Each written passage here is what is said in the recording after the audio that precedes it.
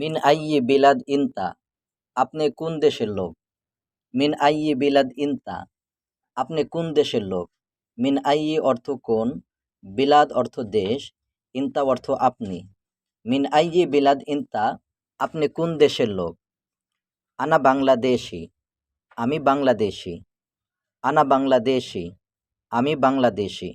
আনা অর্থ আমি, আর বাংলাদেশি অর্থ বাংলাদেশি। আনা বাংলাদেশি, আমি বাংলাদেশি। ওয়াইন ইনতা রায়েহ, আপনি কোথায় যাচ্ছেন বা যাবেন? ওয়াইন ইনতা রায়েহ, আপনি কোথায় যাচ্ছেন বা যাবেন?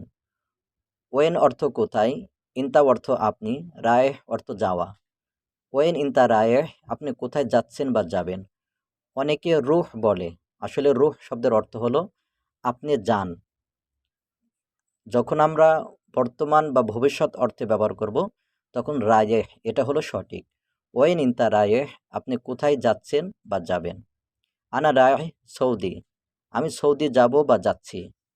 আনা রায়েহ সৌদি, আমি সৌদি যাব বা যাচ্ছি। আনা অর্থ আমি, রায়েহ অর্থ যাওয়া, আর সৌদি অর্থ সৌদি। আনা রায়েহ সৌদি, আমি সৌদি যাব বা যাচ্ছি। এখানেও রায়েহটা বর্তমান বা ভবিষ্যতের অর্থে ব্যবহার হয়েছে, যাব বা যাচ্ছি অর্থে ব্যবহার হয়েছে।